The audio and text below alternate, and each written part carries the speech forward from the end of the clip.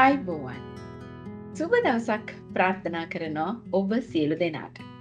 අදත් මම mind speak counselling තුලින් කතා කරන්නේ කාන්තාවන් ගැන. කාන්තාවන්ගේ මානසික සෞඛ්‍ය සම්බන්ධයෙන් තමයි මම කතා කරන්නේ. ඉතින් කාන්තාවන් ගැන නම් අපි මාර්තු 8 වෙනිදාට ජාත්‍යන්තර කාන්තා දිනයේ දවසට ගොඩක් කතා කරනවා. ඒත් මම හිතුවා අපි හැමදාම කතා කළ යුතුයි කාන්තාව පිළිබඳව, විශේෂයෙන් කාන්තාවගේ මානසික සෞඛ්‍ය සම්බන්ධයෙන් අපි දැනුවත් වීම විශේෂයෙන් වැදගත්. ඉතින් ඒක නිසා මම අද කාන්තාවන්ගේ මානසික සෞඛ්‍ය පිළිබඳව කතා කරනවා මයින්ඩ් ස්පීක් තුලින්. අපි වෙනද වගේම අදත් ප්‍රසන්ටේෂන් එකත් එක්ක සම්බන්ධ වෙමු. කාන්තාවන්ගේ මානසික සෞඛ්‍ය සම්බන්ධයෙන් කතා කරනකොට අපි ඉස්සෙල්ලම චුට්ටක් දැනගෙන ඉන්න ඕනේ මේ සෞඛ්‍ය කියන්නේ මොකක්ද කියලා. ඉතින් සෞඛ්‍ය කියන්නේ පූර්ණ ශාරීරික මානසික හා සමාජීය වශයෙන් යහපැවැත් රෝග සහ දුර්වලතාවයන්ගෙන් තොරව සිටීම කියන එක තමයි ලෝක සෞඛ්‍ය සංවිධානයේ නිර්වචනය. එතකොට මේ සෞඛ්‍ය තුල අන්තර්ගත වෙලා තියෙනවා මේ මානසික සෞඛ්‍ය කියන කොටස. ඒ මානසික සෞඛ්‍ය කියන කොටසෙනුත් අද මම කතා කරන්නේ කාන්තාවන්ගේ මානසික සෞඛ්‍ය ගැන. ඉතින් සාමාන්‍යයෙන් මානසික සෞඛ්‍ය අපි හැමෝටම වැදගත්. ඒක කාන්තාවන්ගේ පමණක් නෙවෙයි, මුළු සමස්ත ජීවියාගේම මානසික සෞඛ්‍ය ගැන කතා කරන්න ඕනේ අපි. මේ නිර්වචනයත් මේ මානසික සෞඛ්‍ය සම්බන්ධයෙන් නිර්වචනයත් ඇත්තටම සමස්ත නිර්වචනයක්. නමුත් මම කාන්තාවන්ට සුවිශේෂී කරලා තමයි අද කතා කරන්නේ. එතකොට මේ කාන්තාවන්ගේ මානසික සෞඛ්‍ය සම්බන්ධයෙන් අපි කතා කරනකොට අපි දන්නවා පුද්ගලයෙකුගේ හැකියාවන් හඳුනා ගැනීමත්, එදිනදා ජීවිතේන ආතතීන් දරා ගැනීමත්, ඵලදායීව හා ක්‍රියාශීලීව වැඩ කටයුතු කිරීමට හැකිවීමත්, එහෙම නැත්නම් කාන්තාවකින් හරි පිරිමියෙකුගෙන් හරි මේ ප්‍රජාවට සිද්ධ වෙන ධනාත්මක දායකත්වයක් තමයි අපි කතා කරන්නේ. එතකොට කාන්තාවට මම මේ මානසික සෞඛ්‍ය සුවිශේෂී කරලා ගත්තොත් කාන්තාවන්ගේ ජීව විද්‍යාත්මක සමාජීය සහ සංස්කෘතික සාධකවල එකතුවකින් ඇතිවෙන බලපෑම නිසා කාන්තාවගේ මානසික සෞඛ්‍යය කොයි විදිහටද කඩා වැටෙන්නේ, එහෙම නැත්නම් කොයි විදිහෙන්ද යහපැවැත්මෙන් තියාගන්නේ කියලා තමයි අද අපි මම ඔබත් එක්ක කතා කරන්නේ. එතකොට මේ කාන්තාවන්ගේ මානසික සෞඛ්‍ය සම්බන්ධයෙන් කතා කරනකොට මම විශේෂයෙන් කතා කරන්නේ අද මේ මානසික රෝග, එහෙම නැත්නම් මානසික ආබාධ කියලාත් කියනවා. අපි ඉංග්‍රීසියෙන් කතා කරොත් mental disorders කියලා කතා කරනවා. ඉතින් මේ සාමාන්‍ය මානසික රෝග නිර්වචනයත් ඇත්තටම සමස්තේව සඳහා පොදු නිර්වචනයක්. නමුත් මම මේක සුවිශේෂීකරණය කරනවා කාන්තාවන්ට. යම් කිසි පුද්ගලයෙකුගේ, එහෙම නැත්නම් කාන්තාවකගේ චිත්ත වේගී හා ප්‍රජානනමය හා චර්යාමය තත්ත්වයන්හි අසාමාන්‍යතාවයන් හඳුනා ගන්නවා නම් ඒ තත්ත්වේ නිසා අපි හිතමු කාන්තාවගෙන් පවුලට, රැකියාවට සහ සමාජ ක්‍රියාකාරකම්වලට ගැටලු ඇති වෙනවා නම් අපි ඒ තත්ත්වයට කියනවා මානසික ආබාධයක්, mental disorder එකක් කියලා. පැහැදිලි නේද කාරණාව? එතකොට අපි ඒක කාන්තාවට සුවිශේෂී කළොත් කාන්තාවකගේ චිත්ත වේග, එහෙම නැත්නම් ප්‍රජානනමය චර්යාමය තත්ත්වයන්හි අසාමාන්‍යතාවයක් හඳුනා ගන්න පුළුවන් නම් ඒක නිසා සමාජමය වශයෙන් තියෙන ක්‍රියාකාරකම් වලට ගැටලු මතුවෙනවා නම් අපි එතන mental disorder එකක් කියලා හඳුනා ගන්නවා. එතකොට ඒක තමයි මෙහි ප්‍රධාන කරුණු කාරණා කීපය. ඊළඟට දැන් මේ විදිහට ප්‍රජානනමය චර්යාමය, එහෙම නැත්නම් චිත්ත වේගමය වෙනස්කම් ඇති වෙන්න කාන්තාවක් සුවිශේෂී කරොත් කාන්තාවකට මේ තත්ත්වයේ උදා වෙන්න, එහෙම නැත්නම් මේ මානසික ආබාධය, mental disorders හැදෙන්න බලපාන අවදානම් සාධක තියෙනවා. ඉතින් ඒක සුවිශේෂී කාන්තාවට. සමස්තයට වගේම කාන්තාවට සුවිශේෂීකරණය කළා තමයි මම මේ කොටස ඔබට සඳහන් කරන්නේ ඔබේ අධ්‍යයන පහසුව සඳහා. එතකොට කාන්තාවක් ගත්තොත් කාන්තාවකට ළමා කාලයේ සිද්ධ වෙන අමිහිරි අත්දැකීම් bad experiences හරිම වැදගත් සාධකයක් මේ අවදානම් සාධක අතර. එතකොට කාන්තාවකගේ ළමා කාලයේ තියෙන අමහිරි අත්දැකීම් අපි හිතමු abuse එකක් නම් rape case එකක් නම් සමහර වෙලාවට ටිකක් ලොකු සාධක ගත්තදී. එතකොට අපයෝජනයක් අපචාරයක් දූෂණයන් මේ සියල්ල බලපානවා. සමහර වෙලාවට අපි අර තව ඉස්සරහට කතා කරන ගෘහස්ත හිංසනයන් දෙමව්පියන්ගේ දික්කසාද වීම වෙන්වීම මේ සියල්ල බලපානවා. මේ අමිහිරි සාධකයන් බලපානවා කාන්තාවකගේ මානසික සෞඛ්‍යයට. ඊළඟට ආර්ථික අස්ථායීතාවය පුංචි කාලේ ඉගෙන ගන්න සෞඛ්‍යයට මූලික අයිතිවාසිකම්වත් සම්පූර්ණ නොවිච්ච අවස්ථාවන් වල වගේම පසු කාලීනව ජීවිතේ ගොඩනගා ගන්නට යනකොටත් ඇතිවෙන අධ්‍යාපනයේ විශේෂයෙන් ඒ වගේ තත්ත්වයන් වලටත් මේ ආර්ථික අස්ථායීතාවය බලපානවා. අපි දන්නවා ප්‍රධාන සාධකයක් අපි ඒක කාන්තාවට සුවිශේෂී නොවුනත් හැමෝටම පොදු සාධකයක් තමයි මේ මොලේ රසායනික ක්‍රියාවලිය අසමතුලිතතාවය නේද? අපි දන්නවා ස්නායු ආවේග සම්ප්‍රේෂක වල සිද්ධ වෙන කෙමිකල් ඉම්බැලන්ස් එක මේ තත්ත්වයේ සාමාන්‍යයෙන් හැමෝටම පොදු තත්ත්වයක් කාන්තාවට සහ පීඩනයට. නමුත් අපි අද කතා කරන්නේ සුවිශේෂී කාන්තාව නිසා මේ තත්ත්වයේ කාන්තාවටත් ඒ විදිහටම බලපාන. එතකොට ඒ ක්‍රියාවලියේ සිදුවෙන අසමතුලිතතාවයන් යම් යම් හේතු සාධක සමානවට අරාමිහිරි අධ්‍යක්ීම් බලපාන්න පුළුවන්. මේ ආර්ථික අස්ථායීතාවය බලපාන්න පුළුවන්. පාරිසරික සාධක බලපාන්න පුළුවන්. නේද? මානසික පීඩාකාරී සිදුවීමුත් බලපාන්න පුළුවන් මේකට. ගෘහස්ත හිංසනය වගේ දේවලුත් මත්ද්‍රව්‍ය පුරුෂ පාර්ශවයේ මත්ද්‍රව්‍ය භාවිතය වගේ දේවලුත් මේ ඉම්බැලන්ස් එකට මේ අසමතුලිතතාවයට හේතු සාධක වෙන්න පුළුවන්. ඊළඟට තමයි මේ දැකේ සහ සබඳතා ගැටලු. අපි දන්නවා රිලේෂන්ෂිප් වල ප්‍රශ්න හරියට අද තියෙනවා. ලව් ඇෆෙයර්ස් වල වගේම ෆැමිලි ප්‍රශ්න වල ඉතින් දික්කසාද වීම, දෙම්වීම නේද? මේ වගේ සියල්ල මේ සාධක කාන්තාවට සුවිශේෂීව බලපානවා. පාරිසරික සාධක නේද? ජීවත් වෙන වටපිටාව, සමාජ ස්තරය, ඊළඟට සමාජ පාරිසරික අවදානම් සාධක මේ සියල්ල බලපානවා. ඒ වගේම ඔබ දන්නවා මානසික ආබාධ එහෙම නැත්නම් මෙන්ටල් ඩිසෝඩර්ස් වලට හේතුවක් තමයි ජානනයේ සාධක රිස්ක් ෆැක්ටර් එකක්. එතකොට ඒ සාධක ඒ අයුරින්ම කාන්තාවගේ මානසික සෞඛ්‍ය සඳහා ඒ අයුරින්ම බලපානවා. ඊළඟට තමයි මානසික පීඩාකාරී සිදුවීම් සියල්ල අපිට එතනදී සලකා බලන්න පුළුවන්. හැම සාධකයක්ම ජීවිතේට අපිට පීඩාකාරී කියලා හිතෙන, මට ඒක පීඩාවක් ගෙන දෙන දෙයක් කියලා හිතෙන හැම දෙයක්ම අපිට මේ පීඩාකාරී සිදුවීම් වලට ගන්න පුළුවන්. අධ්‍යාපනික සාධක, එතකොට ආර්ථික සාධක, ලෙඩ රෝග, දිගුකාලීන රෝග, සුව නොවන රෝග, එතකොට ලිංගිකව ඇතිවෙන ගැටලුකාරී ෆැමිලි ප්‍රශ්න මේ සියල්ල සාධකයන් හැටියට අපිට මෙතෙන්ට එකතු කරගන්නට පුළුවන්. ඊළඟ විශේෂ සාධකයක් තමයි කාන්තාවට සුවිශේෂීව බලපාන මේ ගෘහස්ත හිංසනය කියන එක. එතකොට මේ ගෘහස්ත හිංසනය අද සමාජමය වශයෙන් ගත්තහම ගොඩාක් නාගරිකව සහ ග්‍රාමීය මේ කුමන තරාතිරමක වුණා සිද්ධ වෙන කාරණාවක්. ඉතින් ඒක නිසා අය කායික, මානසික, ලිංගික, වාචික වශයෙන් මේ කුමන යම් සාධකයක් නිසා හෝ අය හිංසනයට භාජනය වෙනවා නම් එතන ඇත්තටම අවදානම් සාධකයක් හැටියට අපි සලකනවා කාන්තාවගේ මානසික සෞඛ්‍යයට බලපාන.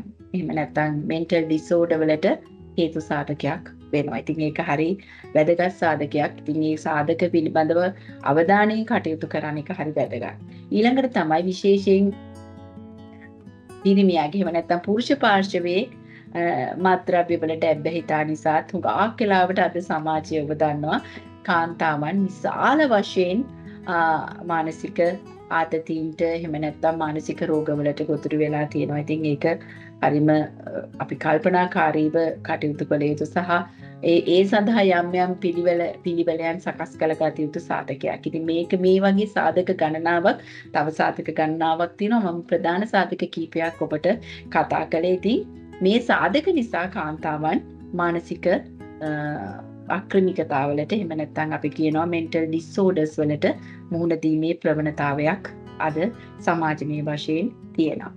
ඊළඟට තමයි අපි ගත්තොතින් මම ඇත්තටම මේ කොටස නම් අරන් තියෙන්නේ විශේෂයෙන්ම කාන්තාවට සුවිශේෂී කරලා ඇතිවෙන රෝගාබාධ කීපයක් තමයි මම ඔබත් එක්ක කතා කරන්නේ. එකක් තමයි මේ ડિප්‍රෙෂන් කියන තත්ත්වේ, විෂාදය කියන එක. ඉතින් ඇත්තටම අපි ඉස්සරහට මේ රෝග එකිනෙක කතා කරමු. මේ වගේ රෝග ලක්ෂණ මොනවාද තියෙන්නේ, උපදේශනයේදී අපි කොහොමද ඒකට මැදිහත් වෙන්නේ කියන එක කතා කරගෙන යමු. එතකන් මම හිතනවා ડિප්‍රෙෂන් කියන එක, එහෙම නැත්නම් මේ විෂාදය කියන තත්ත්වය විශේෂයෙන් කාන්තාවන් ගත්තාම වැඩි කොටසකට මේ විෂාදීය රෝග ලක්ෂණ තියෙනවා. එතකොට ඒකට හේතු සාධක තමයි අපි අර ඉස්සෙල්ලා ස්ලයිඩ් එකෙන් කතා කරපු හේතු සාධක ගණනාව වෙන්නට පුළුවන්. ඊළඟට ඇන්සයිටි, කාංසාව කියන එක කාන්තාවට වැඩිපුර වශයෙන් බලපාන රෝගයක් හැටියට හඳුනගෙන තියෙනවා. ඊළඟට පෞරුෂත්ව අක්‍රමිකතා, විශේෂයෙන් ඔය බෝඩර්ලයින් පර්සනැලිටි ඩිසෝඩර් වගේව සෙල්ස් ෆාම්, එහෙම නැත්නම් තමන්ට හානි කරගන්න සිද්ධීන් ගණනාවක් අපිට ඇත්තටම හොයාගන්න පුළුවන්. සහ පරීක්ෂණ වලින් පිළිඹු වෙලා තියෙනවා මේ පෞරුෂ අක්‍රමිකතා වැඩි වශයෙන් කාන්තාවන්ට සුවිශේෂී වෙලා තියෙනවා කියලා. ඊළඟට මේ පසු ප්‍රසව මානසික අවපීඩනය කියන එක අපි සාමාන්‍ය PPT කියලා හඳුන්වනවා. ඉතින් ඒක විශේෂයෙන් දරුවෙක් බිහි වෙන්න පෙර ඉඳලම යම් කිසි මානසික ව්‍යාකූලතාවයක් එක්ක දරුවා හම්බ වුණාට පස්සේ ඇතිවෙන රෝග ලක්ෂණයක්. ඉතින් ඒක වෙනමම කතා කළ යුතු මානසික රෝගී තත්ත්වයක්. අපි ඒක දැනුවත් වෙමු ඉදිරියේදී. එතකොට මේ පසු ප්‍රසව මානසික අවපීඩනය කියන එක කාන්තාවන්ට, සුවිශේෂී කාන්තාවන්ට පමණක් හැදෙන රෝගයක්. මොකද දරුවා බිහි කිරීමේ හැකියාව තියෙන අයට ඉතින් ඒ දරුවා බිහි කිරීමෙන් පසු ඇතිවෙන තත්ත්වයක්. ඊළඟට ආහාර ගැනීම සම්බන්ධ අක්‍රමිකතා අපි හරියට අද දකිනවා. eating disorders, විශේෂයෙන් ඇත්තටම කියන්න ඕනේ මේ කාන්තාවන් අපි ඩයට් කරනවා. හුඟක් අය අපේ ශරීරය කෙට්ටු වෙන් තබා ගන්න ඒ විදිහට විවිධ ඩයට් ප්ලෑන් අනුගමනය කරනවා. ඉතින් ඒක අපිට හිතුන විදිහට මේ ඩයට් ප්ලෑන් අනුගමනය කරන්න යන්න එපා. ඒක ඔබ පෝෂණ වේදිකයෙක් එක්ක සම්බන්ධ වෙලා ඒ ගන්න උදව් සහ ඒ සපෝට් එක, ඒ අවවාද සමග මේ ඩයට් ප්ලෑන් වලට යන්න. ඉතින් අපි ඇත්තටම උපදේශනයේ යෙදෙන අය හැටියට මම සීනියර් කවුන්සලර් කෙනෙක් හැටියට වැඩ කරනකොට මට දැනিলা තියෙන දෙයක් තමයි, සහ අපිට එන ක්ලයන්ට්ස්ලත් එක්ක ගනුදෙනු කරනකොට අපිට දකින්න දෙයක් තමයි මේ ආහාර ගැනීම සම්බන්ධ අක්‍රමිකතා ඇති වෙලා තියෙනවා. දිගු කාලීන වශයෙන් ඒක ඇත්තටම සමහර වෙලාවට ડિප්‍රෙෂන් ලෙවල් එකකුත් එක්ක එකතු වෙලා යන රෝග කාරකයක් බවට පත් වෙලා තියෙනවා. මොකද හේතුව විශේෂයෙන් අපි හොයාගෙන යනකොට ඩයට් ප්ලෑන් සම්බන්ධයෙන් වැඩ කරනකොට ඒ වගේ තියෙන සමහර දුර්වලතා නිසා තමන් අනවශ්‍ය විදිහට තමන්ට ඕන විදිහට ප්ලෑන් කරගෙන යන්න එපා. අර මං කිව්වා වගේ පෝෂණ වේදිකයෙක් එක්ක සම්බන්ධ වෙලා එයාගෙන් උදව් ඉල්ලගෙන ප්ලෑන් එකේ යන්න. ඒකට කමක් නැහැ. ඊළඟට ආර්ථවහරණය සම්බන්ධ මානසික ආතතීන්, මෙනෝපෝස් රිලේටඩ් ස්ට්‍රෙස් අද කාන්තාවන්ට සුවිශේෂී එකක්. ඉතින් අවුරුදු 45 55 වගේ කාල සීමාව අපි කියනවා අපේ මෙන ආර්ථවහරණය සිද්ධ වෙන මෙනෝපෝස් පීරියඩ් එක. ඉතින් ඒ කාලෙදී අපේ ඊස්ට්‍රොජන් හෝමෝනේ ලෙවල් එකේ වෙනස්කම් එක්කලා අපිට ඇතිවෙන ආතතීන් ගණනාවක් තියෙනවා. ඉතින් ඒ සමහරවිට අවුරුදු 45 දී මේ ආර්ථවහරණය සම්බන්ධයෙන් එන ගැටලු ජීවිත කාලය පුරාම අපේ කාන්තාවන් ඉස්සරහට අරගෙන යනවා. ඉතින් ඒක එච්චර හොඳ ලක්ෂණයක් නෙමෙයි. ආර්ථවහරණය කියන එක සාමාන්‍ය සංසිද්ධියක් කාන්තාවකකට. ඉතින් අපේ ඩිම්බ නේද, අපිට ඩිම්බ නිකුත් වීම අවසන් වෙනවා. ඒක තමයි ආර්ථවහරණය. එතකොට අපේ මාසිකව සප්පීම අපිට නතර වෙලා යනවා. එතකොට චේන්ජස් ඕන තරම් අපේ හෝමෝන චේන්ජස් එන්න පුළුවන්. ඉතින් ඒවා ඇත්තටම ඔබේ පවුලේ වෛද්‍යවරයා හම්බ වෙලා අවශ්‍ය විදිහට හෝමෝන චෙක් කරගෙන අවශ්‍ය ප්‍රතිකර්මයන් කරගෙන හොඳ එක්සර්සයිසස් එහෙම නැත්නම් අභ්‍යාස කරගෙන ශාරීරිකව සහ මානසිකව ඉදිරියට යන්න පුළුවන්. ඉතින් මෙනෝපෝස් අවධිය අපි ඇත්තටම ගෝල්ඩන් අවධියක් හැටියට තියෙන. මොකද හරි නිදහසේ නිවහල්ව බොහොම සතුටින් ගත කරන්න පුළුවන් කාලයක්. ඉතින් ඔබ ඒක සතුටින් ගත කරන්න ඕනේද නැද්ද කියන එක අපේ කාන්තාවන් හිතන්නේ. ඒක කොහොමද මම ඒක කරන්න කියන එක. ඉතින් ඒක සඳහා ඇත්තටම උපදේශනයේ වගේම වෛද්‍ය උපදෙස් වගේ දේවලුත් ජීවිතයට එකතු කරගන්න. ඉතින් ඒක හරිම වැදගත් කොටසක්. ඊළඟට සාමාන්‍යයෙන් මම මේ එක එක රෝග ලක්ෂණ එක එක මානසික රෝගවලට රෝග ලක්ෂණ වෙනස් තියෙනවා. මම නිකන් පොදුවේ ඔයගොල්ලන්ට කොමන් සිම්ප්ටම්ස් විදිහට දැම්ම කාට හරි කාන්තාවක් කාට හරි තියෙනවා නම් මේ රෝගකාරකයන් වලින් පහක්වත් ඉතින් ඔන්න ඔබ පොඩ්ඩක් ඔබ ගැන හිතන්න ඕනේ වෙලාව. දුක කලකිරීම වගේ දේවල් වැඩි නම් නිකන් අවුලෙන් වගේ ඉන්නවා නම් අවුල් සහගතව හේතුවක් නොමැතිව සීමිත බියෙන් ඉන්නවා නම් අසාමාන්‍ය විදිහට කේන්ති යනවා නම් ආහාර ගැනීම වැඩි නම් එහෙම නැත්නම් අඩුයි නම් තනියම ඉන්න හුදෙකලා වෙන්න කැමති නම් නේද අවබෝධය සහ ගැටලු විසඳන්න තියෙන අර අවධානය අඩුයි නම් ඒකට අමාරුයි නම් නිදා ගන්නවා වැඩි නම් එහෙම නැත්නම් නිින්දම යන්නේ නැත්නම් හේතුවක් නොමැති ශාරීරික වේදනා අපි කියනවා සොමැටෝෆෝම් ඩිසෝඩර්ස් කියලා එපා වෙලා නිරිනාත්මකව සමහරවිට කලකිරීමෙන් මැරෙන්න හිතෙනවා ජීවිතය ගැන ලොකු කිසි බලාපොරොත්තු රහිත මේ වගේ ලක්ෂණ ඔබට තියෙනවා නම් ඔබ ගැන හිතන්න ඕනේ කාලේ ඉලමිලා කියලා තමයි මට කියන්න පුළුවන්. ඉතින් ඒක නිසා ඒ වගේ වෙලාවල් වලට ඒක ගැන නොහිතා ඉන්න එපා. කය ලෙඩ වෙනවා වගේම අපේ මනසත් ලෙඩ වෙනවා. ඉතින් ඒක ගැන අපි අවබෝධයෙන් ඉඳීම හරිම වැදගත්. ඉතින් ඒක නිසා කාන්තාවන් ලෙස ඔබ සතුටින් සහ බොහොම ජීවිතය පිළිබඳ බොහොම අවබෝධයෙන් ජීවත් වෙන්න නම් ඔබ ගැන ඔබ අවබෝධයෙන් සිටිය යුතුම වෙනවා. ඉතින් ඒක ප්‍රධාන කාරණාවක්. ඊළඟට මේ මානසික රෝග නිසා ඇත්තටම අපේ රටේ අපි ගත්තාම කාන්තාවන් ගත්තාම ගොඩාක් ලොකු හිතකට ප්‍රතිඵල තියෙනවා. එකක් තමයි සියදිවි නසා ගැනීමේ ප්‍රවණතාවය වැඩි වෙන්න පුළුවන්. තමන්ට හානි කරගන්න ප්‍රවණතාවය වැඩි වෙන්න පුළුවන්. ජීවිතයේ අරමුණු වලට යන්න බැරි නිකම් ජීවිතේ පසුබෑම් වල විතරක්ම ඉන්න පුළුවන්.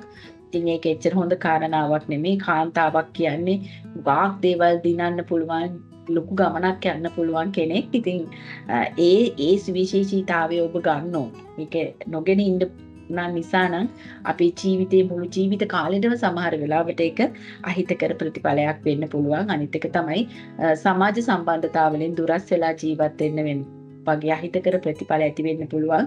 මේ මානසික රෝග කාන්තාවන්ට සුවිශේෂීව හැදුනොත්. ඉතින් ඒක නිසා ඒ පිළිබඳ අවධානය හරි වැදගත්.